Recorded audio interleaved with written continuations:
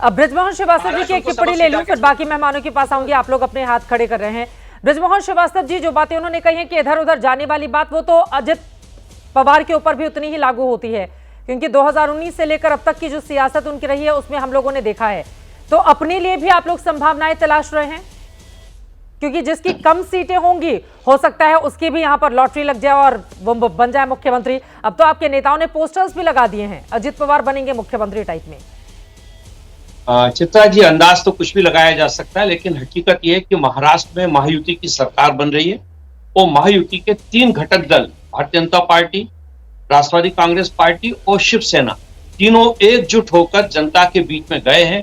हमारे प्रत्याशियों ने जनता के बीच में जाकर अपनी बात रखी है और हम लोगों को जनता का आशीर्वाद मिल रहा है। तो हमारे महायुति में तो इस प्रकार की कोई चर्चा ही नहीं है। जहां तक बात संजय राउत साहब का जो कहना है, तो संजय राउत जी तो महायुति की सबसे बड़ी शक्ति है, क्योंकि संजय राउत जी प्रतिदिन सुबह कोई ना कोई ऐसा विवाद छेड़ते हैं जिससे कि उनकी ही पार्टी का नुकसान होता है, उनके ही गठबंधन का नुकसान होता है। मैं सोचता हूँ संजय राउत जी लगातार ऐसी बातें कहते रहे। ये स्वतः अपनी पार्टी का नुकसान करने वाले ऐसे राजनेता हैं जिन पे टिप्पणी करना मुझे लगता है शायद ठीक नहीं होगा। उधर शरद पवार जी भी अपने विधायकों को सेफ रखना चाहते हैं। देखिए आप लोगों ने कितना डर बना दिया है ब्रजमोहन श्रीवास्तव जी। मतलब शरद पवार जैसे नेताओं को भी अपने जीते हुए विधायकों को लेकर अभी से प्लानिंग करनी पड़ रही है। चित्रा जी, हकीकत यह है कि इनके जो विधायक हैं जिनको इन्होंने टिकट दिए हैं, ये इनसे जुड़े हुए नहीं थे। इनको खाली इन्होंने टिकट देकर मैदान में उतारा है। तो चूंकि ये उनके बैकग्राउंड के बारे में नहीं जानते, उनके कमिटमेंट के बारे में नहीं जानते, तो ये उससे डरे हुए हैं। इस पे हम लोगों की तरफ से ऐसी कोई ना, तो हम क्यों करेंगे ऐसा।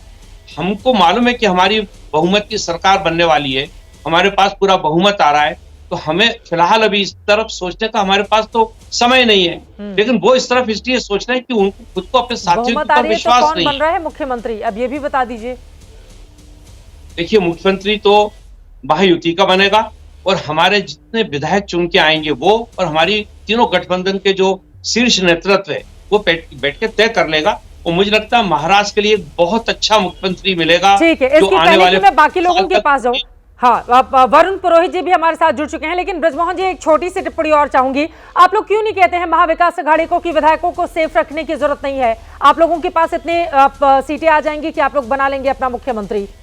आप लोग भी तो इस बात को नहीं कर रहे हैं, आप लोग भी तो यहाँ पर लॉलीपॉप देने की कोशिश में है ना ब्रजमोहन श्रीवास्तव। मैंने कहा ना, अभी हम लोगों को, हमारी महायुति को भरपूर जन समर्थन मिला है और हमारे विधायक इतनी संख्या में आएंगे कि हम वहां महाराष्ट्र में आसानी से अपनी सरकार बना लेंगे। तो दूसरे पक्ष को डरने की कोई जरूरत नहीं है। लेकिन वो डरे इसलिए नहीं है, वो डरे इसलिए कि उनका एक दूसरे पे विश्वास नहीं है, ये डर का कारण है। वरुण पुरोहित जी, अविश्वास की कमी आपस में ही है क्या, और विधायकों को छिपाने की, बचाने की, सेफ रखने की होटल में क्यों जरूरत लग रही है? चित्रा जी, आपने 3 शब्दों का उपयोग किया, भरोसा, लॉयल्टी और डर। तो डर तो इसलिए पिछले कुछ वर्षों में देखा गया कि कितनी सरकारें, भारतीय जनता पार्टी जो मोदी सेंट्रिक भारतीय जनता पार्टी है, उन्होंने कैसे तोड़ तोड़ के सरकारें बनाई। और भरोसा इसलिए नहीं है भारतीय जनता पार्टी को कि खुद के इनके लीडर्स थे नहीं, वो विधायक जीत के नहीं आ रहे, इसलिए इनको आशा रहती है कि भाई दूसरों के विधायक तोड़ तोड़ के सरकार बनाए। खुद पे भरोसा हो तो खुद के कार्यकर्ताओं को जिताएं, विधायक बनाए, सांसद बनाए। और जो आपने लॉयल्टी की बात की है, लॉयल्टी की मैंने कई बार का, टिकट वितरण में जो गड़बड़ी होती है विपक्ष की, खासतौर से कांग्रेस पार्टी की, तो टिकट वितरण जब आप टिकट देते हो तो आप अपनी लॉयल्टी देख के क्यों नहीं देते हो। आप सेटिंग करने वालों को टिकट दोगे तो यही हाल होगा, लॉयल कार्यकर्ताओं को टिकट दोगे तो कोई छोड़ के नहीं जाएगा। लॉयल कार्यकर्ता आज भी जो पार्टी भी, इन्होंने शरद पवार जी की भी तोड़ी, इन्होंने उद्धव ठाकरे की भी तोड़ी, कांग्रेस की भी कई जगह तोड़ी, जो लॉयल थे वो तो कांग्रेस या अपनी अपनी पार्टियों बने रहे। तो वो जो टिकट वितरण होता है वो अगर विपक्ष की पार्टियां सही करें तो कहीं डरने की आवश्यकता नहीं है। और डर तो सबको पता है कि आज की जो मोदी सेंट्रिक सरकार है वो किस तरीके से सरकारें बना रही है। ईडी, सीबीआई, डरने की जरूरत नहीं है, हमने जिनको टिकट दिया है पूरा भरोसा है उनके ऊपर। वरुण पुरोहित, जब आप भी गोल गोल बातें कर रहे हैं। नहीं चित्रा जी, गोल नहीं कर रहा। ईडी इनके पास, सीबीआई इनके पास, इनकम टैक्स इनके पास, तो आम आदमी को तो डराने का पूरा भय का माहौल तो पूरे देश में कर रखा था इन्होंने। तो राहुल गांधी भारत जोड़ो यात्रा नहीं करते तो उससे पहले की स्थिति देखो आप देश में। सरकार के खिलाफ इतना बोलते हैं, किसी से डर क्यों लगेगा? तो वही तो बात है ना, क्यों डर लगेगा? क्या आपने विधायकों के ऊपर इतना विश्वास नहीं है वरुण पुरोहित जी? कम से कम विश्वास तो रखिए उनके ऊपर। जब तक आप भरोसा कायम नहीं करेंगे तब तक उन लोगों के अंदर भी चित्रा ये जी। स्थिति बनी रहेगी कि पता नहीं आला कमान मेरे ऊपर भरोसा क्यों नहीं करता है। चित्रा जी, जो आप बात कह रहे हो, भारत जोड़ो यात्रा राहुल गांधी ने करी, उसके पहले ऐसा माहौल देश में डर का हो गया था कि कोई भी विरोध में बोलेगा उसके यहाँ सीडीआई इनकम टैक्स नहीं तो कोई पुलिस की इंक्वायरी पहुंच जाएगी, ऐसा देश में भय का माहौल बनाया गया। राहुल गांधी ने उसको अपने जीवट से, अपने साहस से भारत जोड़ो यात्रा करी, सक्सेसफुल यात्रा करी, उसके बाद ये माहौल टूटा। और आप देखिए कितने पत्रकारिता की बात करता हूं, कितने पत्रकार जो भी भारतीय जनता पार्टी मोदी सेंट्रिक के खिलाफ लिखा, उनका क्या हासिल कर दिया इन लोगों ने। तो ये तो पूरे देश को अभी भी चुंगल से छोड़ना नहीं चाह रहे। सत्ता का मोह इतना ज्यादा है, पूंजीवाद। मैंने आपको कहा पूंजीवाद के लिए इनको ऐसा क्या इंटरेस्ट है कि पूंजीपतियों के कई बार स्पोक्स पर्सन बनते रहते हैं। आप क्यों पूंजीवाद को देश में लागू करना चाह रहे हो फोर्सिबली? आम जनता उससे परेशान है। आप महंगाई के आंकड़े आज ही आए, मैं आंकड़ों में कतई बिलीव नहीं करता, मैं प्रैक्टिकल चीजों में करता हूं। आप बाजार जाके देख लो क्या हालत है। फल, आदमी, बच्चे तो फल खाना ही भूल गए और सब्जी ला नहीं पा रहा आदमी। तो इनको ये इस पे कोई इनका फोकस ही नहीं है। तो ये 100% पर तो वोटिंग हुई है ना। अब वोटिंग में बिल्कुल हुई है, लेकिन वो आत्मविश्वास जो दिखना चाहिए, क्या उसकी कमी नजर आ रही है? मैं इस सवाल के साथ लौटूंगी, लेकिन के शर्मा जी आपकी बातों पर जवाब देना चाह रहे हैं। के शर्मा जी, अब आप लोगों ने भी बीते कुछ सालों में जो स्थिति बनाकर रखी है, वो बार बार दावा कर रहे हैं एक तरफ ईडी, सीबीआई, आईटी को ले लें और दूसरी तरफ विधायकों की खरीद फरोख्त ले लें। वो अपने इतिहास से डर रहे हैं, इसलिए भविष्य को सुरक्षित रखना चाहते हैं, वर्तमान में रणनीति बना रहे हैं। शर्मा जी,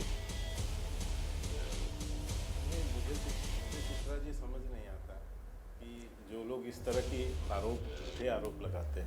आप 2014 का विधानसभा का चुनाव महाराष्ट्र का देख लीजिए या 2019 का, भारतीय जनता पार्टी सभी पार्टियों में सबसे बड़ी पार्टी, सबसे ज्यादा विधायक भारतीय जनता पार्टी के।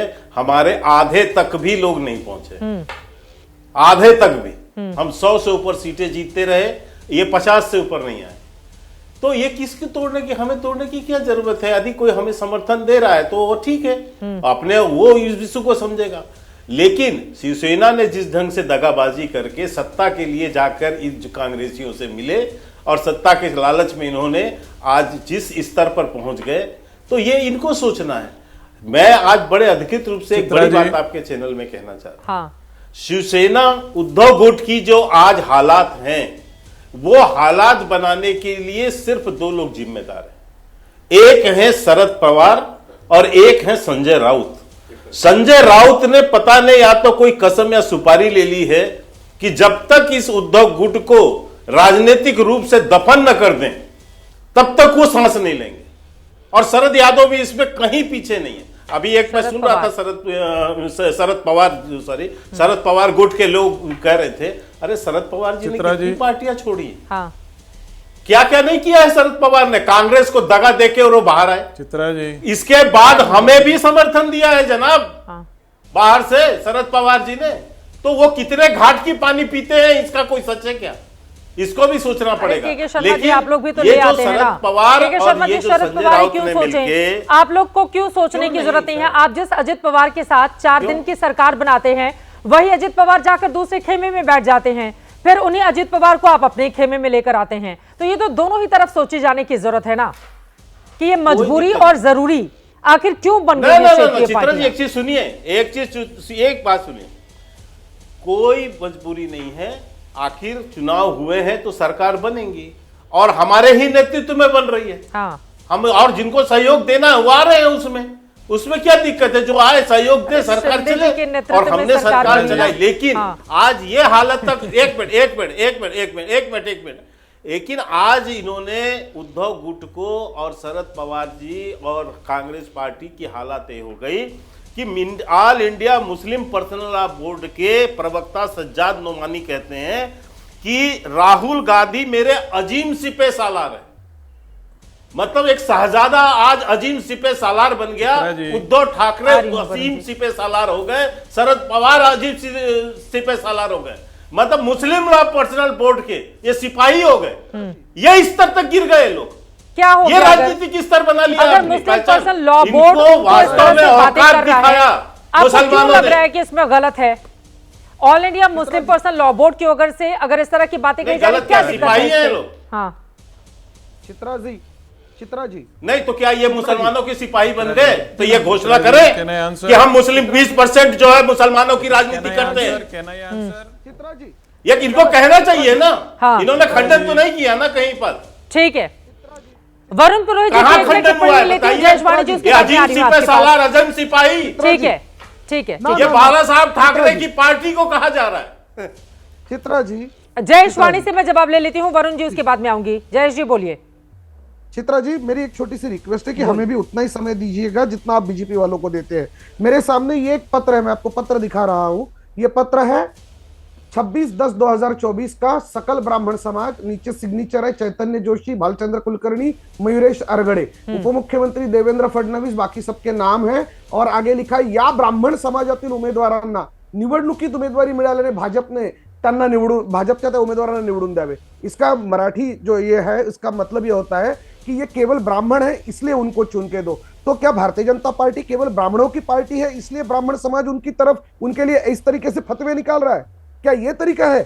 क्या ब्राह्मण समाज बाकी और पार्टियों के साथ में नहीं है? नंबर 1। नंबर 2, आप उनको जितना समय देती पहले फतवा कौन जारी करता है? सनातन संस्कृति में फतवे नहीं होते।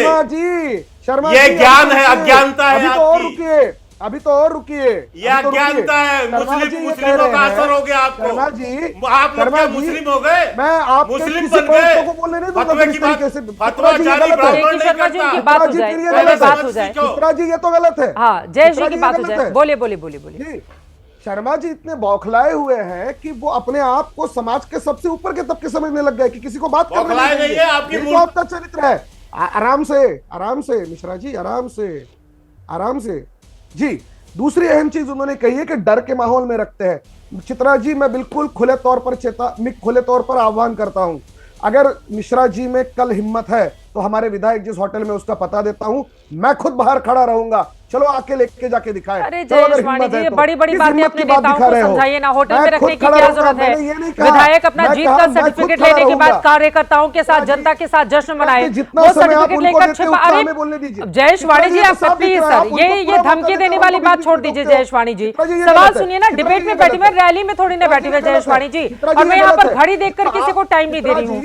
प्लीज ये चित्रा जी, धमकी भरा अंदाज घड़ी की नहीं। बात नहीं कर रहा हूं। जयेशवाणी जी, वो धमकी भरा अंदाज नहीं। जयेशवाणी जी, बिल्कुल धमकी नहीं, भरा मैम। अंदाज नहीं। ये मैं एक आप राष्ट्रीय अगर- चैनल की आप एंकर हूँ, अगर- थोड़ा आराम नहीं से तो सर। एंकर- जयेशवाणी जी, मैडम, आराम राष्ट्रीय चैनल में आया हूं, से। कौन मेरे से पास भगवान कोई के घड़ी दरबार नहीं में है ना आया हूं? कि मैं भगवान भी 1 मिनट सबको उनको समझ दे रही हूँ, तरीका 30 देता है। सेकंड आपको दे रही हूँ। सवाल मेरा सुनिए, मेरा ये सवाल है, आप ही कह रहे हैं कि आप वहां पर जाकर पहरेदारी करेंगे, किसी की हिम्मत हो तो वो आ जाए। सर, ये नौबत ही क्यों आ रही है? मेरा वो सवाल है। और इन सारी बातों से इतर, जयेशवाणी जी, मेरा ये सवाल है कि अगर आप लोगों की सीटें कम रह जाती हैं तो फिर किन किन लोगों पर निगाहें हैं जिसको देखकर लगता है कि वो आप लोगों के साथ आ सकते हैं सरकार बनाने? कुछ नहीं, पिछले 8 दिनों के आप सबके बयान सुन लीजिएगा। अजीत पवार वापस लौट आ जाएंगे, डोंट वरी। उनके इंटरव्यू देख लीजिएगा आप, वो उनके सारे विधायकों के साथ वापस आ जाएंगे।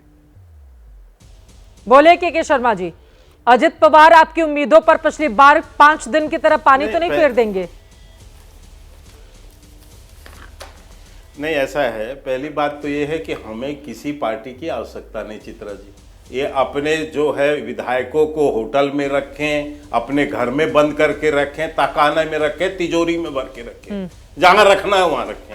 वो हमने तो कहा नहीं, ये तो खुद ही घोषणा कर रहे हैं कि हम जो है यहाँ पर बंद कर लेंगे, वहां लेकिन छिपा उनकी लेंगे। तिजोरी पर हमें क्या आपकी लेना निगाह देना? क्यों है हमें तो के जनता शर्मा पूर्ण जी? बहुमत दे रही है। उनकी हमारे तिजोरी गठबंधन- पर आपकी निगाह क्यों नहीं है, के हमारी शर्मा जी? कोई निगाह नहीं है चित्रा जी। सुनिए, हो कि आपके नहीं नहीं, मेरी बात सुनिए ना, मेरी बात तो सुनिए। मैंने तो नहीं कहा मेरी निगाह। एक मिनट एक मिनट आप एक मिनट सुन लो कस्टडी भैया। के अपने आरोपी को सुरक्षित नहीं रख पाए। ठीक है भैया, ठीक आपके है। भरोसे तो चुनाव हो गया भैया, लोग न रहे। चुनाव हो गया। आप तो राजनीति की सीटें सबसे कम, बड़ी चोर पलटी हो। शाहनवाज जी, मैं चुनाव आपके पास हो आ रही गया। हूं। चित्रा जी, मुझे सीटें बोलने कम देंगे? पड़ेंगी तो फिर किसके साथ आप- जाएगी महायुति? मुझे नहीं नहीं नहीं, शर्मा मुझे जी। बोलने तो दीजिए हाँ, चित्रा आप ही जी। से ये सवाल है। चित्रा आप जी, ही मुझे से। तो बोलने दीजिए, मेरा भी समय कैसे काट लेंगे? माँ बताइए अच्छा, ये ढंग क्या? सीटें कम पड़ गई तो फिर देखिए, किसके साथ जाएंगे? कोई अगर मगर नहीं है चित्रा जी। चित्रा जी, कोई अगर मगर नहीं है। मैं बिल्कुल आपको क्लियर कह दे रहा हूं, कोई अगर मगर नहीं है। और इसीलिए मैंने कहा कि ये अपना जो है विधायकों को जहां उनके गले में रस्सी बांध करके रखना है, बांधना है, वो उसकी तरह बांध के रखे, हमें कोई तकलीफ नहीं।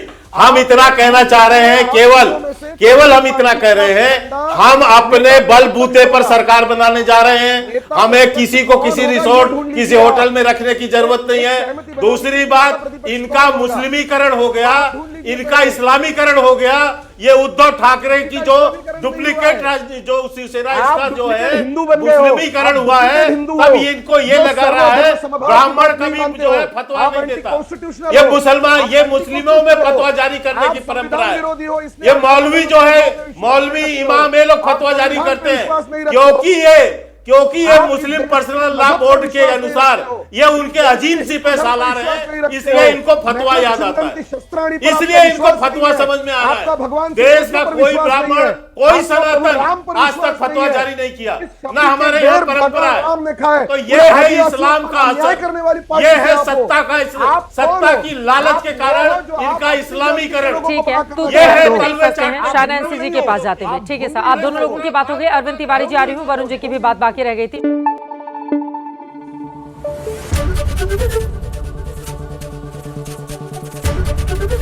एबीपी न्यूज आपको रखे आगे।